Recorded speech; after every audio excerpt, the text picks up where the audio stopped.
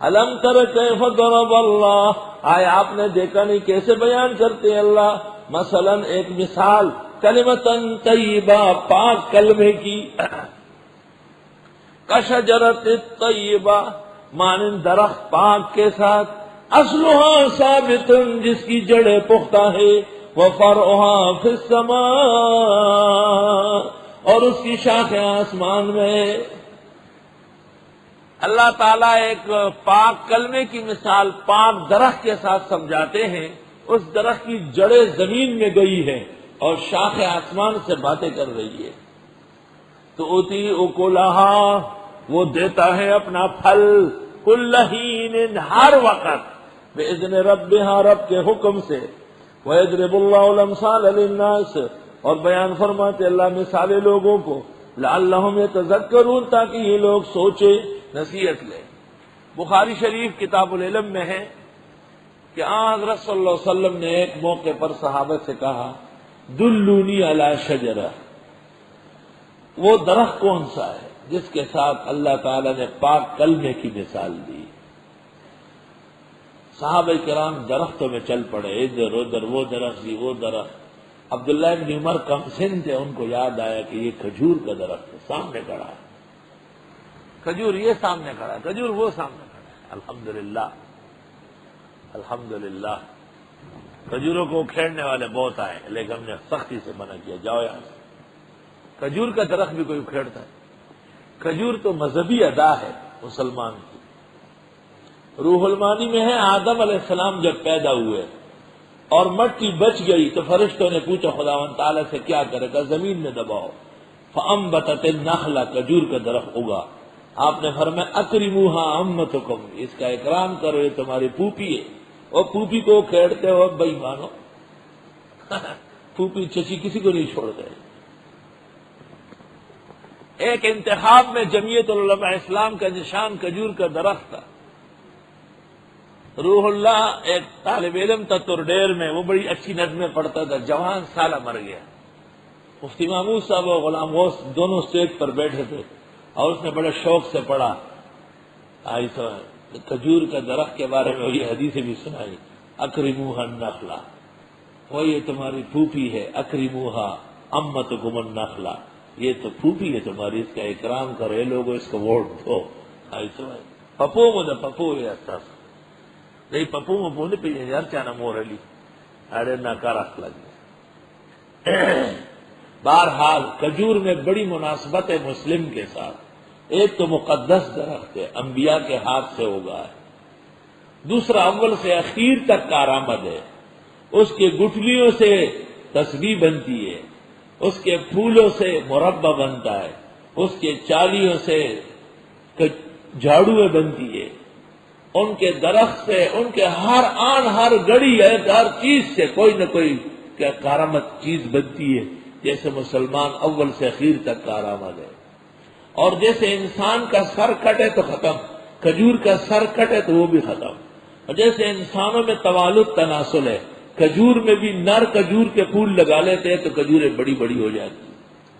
جب کوئی صحابی نہ بتا سکا اور ابن عمر بوجہ کمسنی کے بول نہیں رہے تھے تو حضرت نے بتایا تو یہ تو کھجور کا درخت مراد۔ آیا آپ نے دیکھا نہیں کیسے بیان کرتے اللہ مثال پاک کلمے کی؟ یہ تنشیط اذہان ہے، ساتھیوں کا دل و دماغ تیز کرنے کے لیے۔ کبھی کبھی استاد سوال کر لیتا ہے، حضرت علی جب پہلی مرتبہ کوفہ گئے تو ایک شخص کو پتہ چلا کہ علی بہت بڑے عقل مند ہے، تو وہ آیا گھوڑے پر سوار اور اس کے ساتھ ایک عورت بیٹھی تھی، کہا اس کی ماں اور میری ماں آپس میں ساس بہو ہے، یہ میری کیا ہے؟ تو حضرت علی نے فوراً کہا یہ تیری بیٹی ہے، اور کون؟ ایسی عجیب بات ہے۔ امام ابو حنیفہ کے زمانے میں ایک شخص نے کہا مجھے کوئی دنیا کا بیج بتائے، امام ابو حنیفہ نے کہا آؤ، امام ابو حنیفہ نے زمین میں کیل ٹھوکا کا ناپو کہ یہ بیج ہے یار، وسط دنیا۔ اور ایک آدمی نے کہا کوئی بڑی عقل والا ہو تو بتائے، اور ساتھ اعلان کیا کہ کوفے والا مولوی نہ کہے، اس کو یقین تھا کہ امام ابو حنیفہ مجھے زیر کر دے گا۔ اللہ تعالیٰ نے امت میں سب سے بڑی عقل امام ابو حنیفہ کو عطا فرمائی۔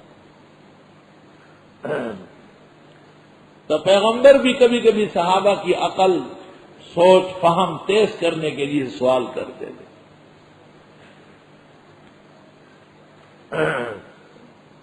اس کو عربی میں کہتے ہیں الغاز اور معمات، فارسی میں کہتے ہیں چیستان، اور اردو میں کہتے ہیں پہیلیاں، اب پشت میں کہتے ہیں اڑنا، وہی بیستنوں کو ٹڑئی اور پکیناس تن ٹڑئی۔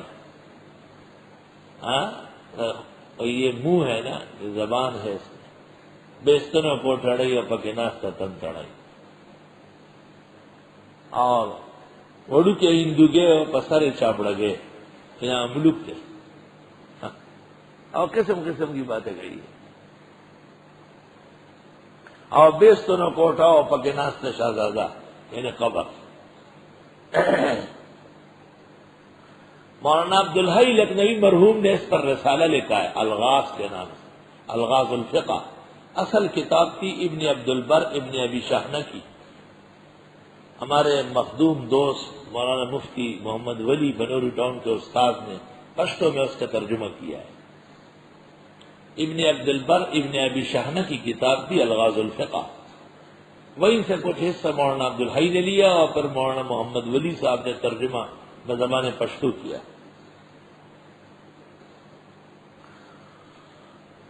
یہ کھجور عمردار ہوتا ہے، اس کی عمر بہت زیادہ ہے، اس کے کھانے سے بھی عمر بڑھتی۔ قال ابن عمر کل التمر لیبارک لک العمر، ابن عمر کہتے تھے کھجورے کھاؤ تیری بھی عمر بڑھ جائے گی۔ اطباء کہتے ہر وہ طعام جو معدے کو صاف رکھے ممد عمر ہے، اور ہر وہ طعام جو معدے کو سخت رکھے وہ خطرناک صحت ہے۔ صوفیاء کہتے 10 روزے افطار کرو کھجور سے، اور 10 روزے افطار کرو پانی سے، اور 10 روزے افطار کرو نمک سے، بزرگان دین کہتے ہیں۔ شوگر والے احتیاط کرے یا بہت معمولی سے زبان پہ رکھے، بس پیٹ نہ بھرے۔ شوگر والوں کے لیے کھجور، شہد اور مٹھائیاں یہ سینکیا اور زہر ہے، شوگر سے کینسر بنانے والی چیزیں، اور سخت ضرورت ہے سخت پرہیز کی۔ شوگر اور بلڈ پریشر کوئی بیماری نہیں ہے، بسیار خوری اور بد پرہیزی ہے، کھانا کم کر دو اور پرہیز پورا کر لو، ایک بیماری بھی نہیں ہے۔ اور اگر آپ کھانا کم نہیں کرتے اور پرہیز نہیں کرتے، خدا کی قسم آپ کے سرحان لقمان حکیم بیٹھ جائے اور 35 اجمل خان درمیان میں تو مردار ہو جائے، کوئی بچا نہیں سکتے، کوئی انسولین، کوئی انجیکشن، کوئی گولی مفید نہیں ہے۔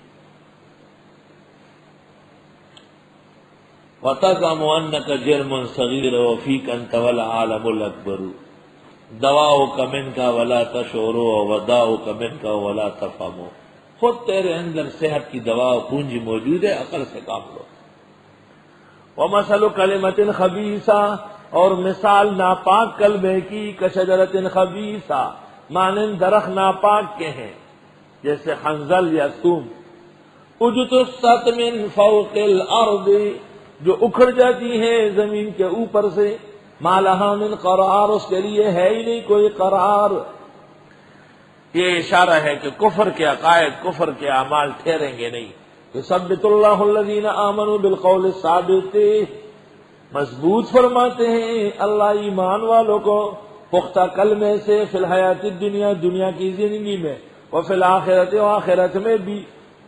علماء نے لکھا ہے کہ اس سے مراد لا الہ الا اللہ کا کلمہ ہے، دنیا میں آدمی پڑھتا ہے تو عقیدہ مضبوط ہوتا ہے، اور قبر میں منکر نکیر کے سامنے پڑھ لے گا تو ہمیشہ کی نجات ہو جائے گی۔ وَيُضِلُّ اللَّهُ الظَّالِمِينَ، اور بہکاتا ہے اللہ ظالموں کو، وَيَفْعَلُ اللَّهُ مَا يَشَاءُ، اور کرتے ہیں اللہ جیسے چاہے۔ بس وقفہ کرو۔ ایک شخص اپنی بوڑھی ماں کی طرف سے روزوں کا فدیہ دیتا ہے، کیا وہ شخص اپنی بہن کو جو کہ بیوہ ہے روزوں کا فدیہ دے سکتا ہے؟ سوال یہ ہے کہ یہ فدیہ تو ماں کی طرف سے ہے، ماں اپنی اولاد کو نہیں دے سکتی،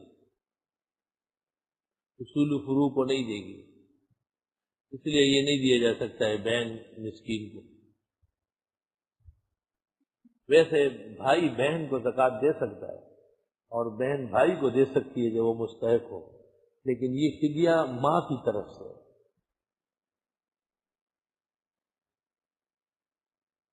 مت تفسیر الاعلی فیہ بیان نزول القرآن والآیات بلسان عربی، یعنی ينبغي ان تراجعوا الى تفسیر ابی سعود ففیہ الاسباب وهكذا شان النزول۔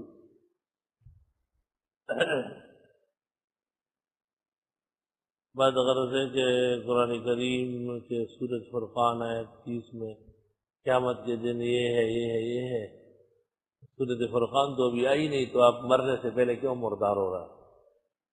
آپ انتظار نہیں کر سکتے سورۃ فرقان کا؟ آج تو سورۃ ابراہیم اور سورۃ رعد اور سورۃ یوسف کے بارے میں پوچھتے تو آپ کی عقل سامنے آتی۔ ہاں سورہ فرقان گزر گئی تو آپ سوال کریں، ہو سکتا ہے سوال کی ضرورت ہی پیش نہ آئے، وہ مسئلہ وہاں ہو ہی جائے انشاءاللہ۔